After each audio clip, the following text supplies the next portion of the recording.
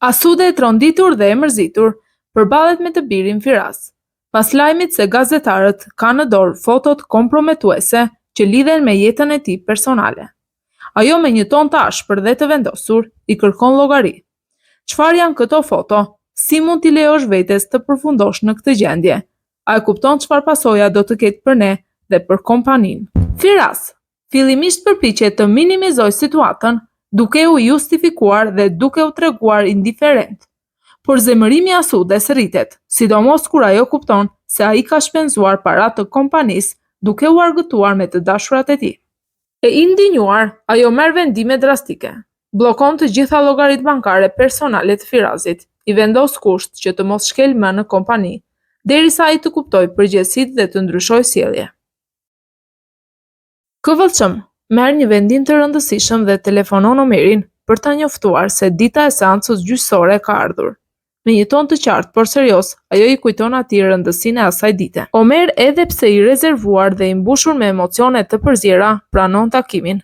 Ai e kupton se kjo bisedë është e domosdoshme për të mbyllur disa kapituj dhe për të qenë të qartë për gjithçka që do të ndodhë në sallën e gjyqit. KVCM i propozon një vend neutral dhe të qetë, një kafe të njohur. Omer pranon pa kundërshtime, duke lënë të kuptohet se edhe ai ka nevojë për këtë bisedë përpara përballjes së madhe. Gorkem merr në telefon vëllain e saj për të ndjekur ecurinë e planit që ka me Nurseman. Vëllai përgjigjet se gjërat nuk po ecin ashtu siç pritej, pasi Nursema është një tip i ftohtë dhe i rezervuar, gjë që po e bën të vështirë afrimin me te. Gorkem, pa u dekurajuar, e këshillon që të mos heqë dorë. Ajo i sugjeron që t'i dërgojë një tufë me lule Nursemas ditën tjetër, si një mënyrë për të zbutur atmosferën dhe për të vazhduar me qëllimet që ajo ka në mendje. Gjatë bisedës, vëllai i Gorkemit i rrëfen edhe për një ngjarje të tensionuar me Asuden dhe për faktin se Firas po kurdis diçka që duket serioze dhe që mund të sjellë pasoja të paparashikuara për familjen dhe kompaninë. KVCM takohet me Omerin në prag të seancës gjyqësore për divorc. Ajo i thot atij qartë se arsyeja e takimit është që t'i kërkojë të mos kundërshtojë vendimin e saj në gjykat. Pasi ka vendosur përfundimisht të përfundoj këtë kapitull të jetës së saj. Omeri prekur pranon me dhimbje duke i thënë: "Edhe pse e vështirë sepse të dua akoma, nuk do të sjell asnjë problem. Do e pranoj vendimin tënd." Ai gjithashtu i rrëfen se gjatë kësaj kohe kishte shpresuar që ajo do të hiqte dorë nga divorci, se ndoshta koha do t'i shëronte plagët dhe do t'i ribashkonte. KVCM me një ton të vendosur i përgjigjet se gjërat nuk harrohen lehtë, sidomos zhgënjimet dhe dhimbjet që kanë lënë gjurmë në zemrën e saj. Meri i kërkon Abdullahit ndihmë që të përgatisin alevin e vogël për ta çuar tek mjeku. Abdullahu, si gjithmonë i kujdesshëm dhe i ndjeshëm ndaj nevojave të Merit dhe vajzës, pranon me kënaqësi ta ndihmojë. Mirë po, kjo skej nuk i pëlqen fare Pembes, e cila e ndjen veten të anashkaluar dhe të sfiduar në autoritetin e saj në shtëpi. E acaruar, ajo i thot Merit drejtë në sy se nuk ka të drejtë t'i jap urdhra Abdullahit, duke e bërë të qartë se ajo nuk e pranon këtë afrim midis tyre. Për të përforcuar pozicionin e saj, Pembe shkon dhe i tregon gjithçka Nilait, duke u ankuar se Abdullah po bëhet lodra e Merit dhe kjo situatë po i del jashtë kontrollit.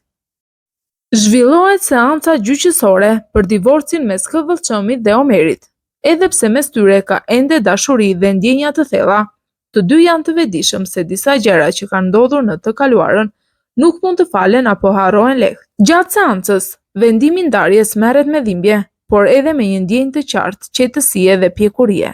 Pas përfundimit të procesit, Omeri i dëshpëruar i thot KVCM-it se ndjehet keq se ka humbur gruan që ende do, duke shprehur dhimbjen e humbjes së një lidhje që për te ishte ende e vlefshme. Por KVCM, me lot në sy dhe një zë të ngrohtë, i thot se nuk e ka humbur plotësisht. Ata do të mbeten miq dhe do të ruajnë respektin për njëri tjetrin.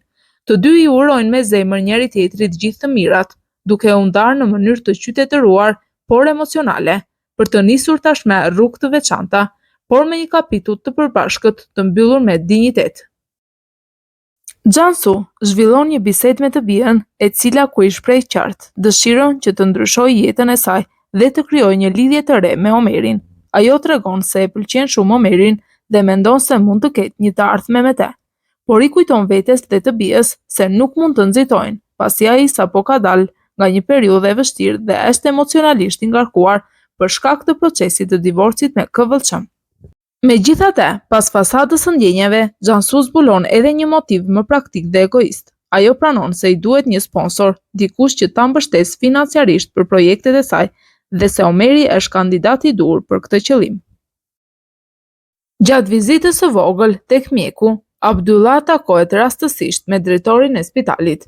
Drejtori shpreh shqetësimin e tij se kishte planifikuar një festë për fëmijët e sëmurë, por për shkak të personazhit të klounit që kishte rezervuar nuk mund të vinte, ai ishte i detyruar ta anullonte ngjarjen, gjë që do të zhgënjente fëmijët.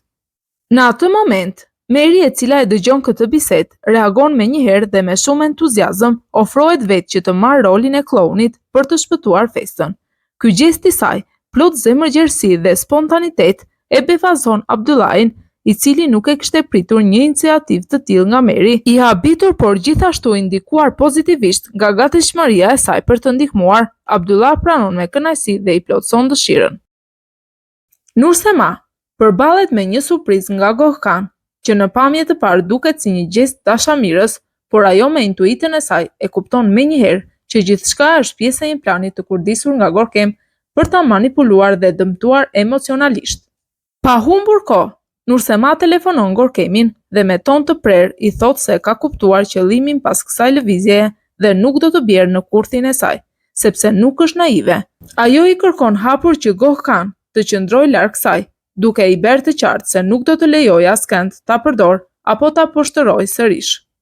Pas kësaj përballjeje, Gorkem, edhe pse për pak e kishte arritur qëllimin, e pranon se Nursema është më e fortë nga sa kishte menduar. Ajo e kupton që i duhet një plan i ri, më i sofistikuar për të ndikuar ose dobësuar Nurseman në mënyrën që ajo dëshiron. Mary arrin të organizojë me sukses festën për fëmijët e sëmurë në spital, një nismë që kishte rrezikuar të dështonte për shkak të mungesës së personazhit kloun. Me energji pozitive dhe bërkushtim, ndoshta jo si personazhi kloun, ajo argëton fëmijët duke sjellë buzëqeshje dhe gëzim në zemrat e tyre. Ky gjest prekës dhe i sinqert vërehet nga Abdullah, i cili e ndjek me vëmendje dhe shikon Merin me admirim dhe emocion. Ai e kupton se sa e veçantë dhe ndjeshme është ajo, duke u prekur nga humanizmi dhe dashuria që ajo shpërndan tek të tjerët, sidomos tek më të vegjëlit dhe më të pambrojturit. Gorkem, edhe pse plani i saj i parë për të dëmtuar Nurseman nuk funksionoi, nuk dorëzohet. Ajo vazhdon me qëllimet e saj dhe përgatit një strategji të dytë, më të rafinuar dhe manipuluese. Këtë herë Gorkem shkon tek Asude, duke u paraqitur si një mik e afërt dhe besnike Nursemas. Me një qëndrim miqësor dhe fjalë të kujdesshme, ajo i thot Asudes se Nursema e respekton dhe se midis tyre ekziston një lidhje ngushtë. Qëllimi i fshehur i Gorkemit është që të krijojë një mundësi për të afruar Nurseman me Firazin, djalin e Asudes, duke përdorur ndikimin e saj emocional dhe autoritetin që Asude ka në familje, duke e bërë Asuden të besojë se Nursema është një vajzë e mirë dhe e përshtatshme. Gorkem kërkon të nxjisë një afrim romantik që do i shërbente interesave të saj dhe planit më të gjerë për të kontrolluar situatën.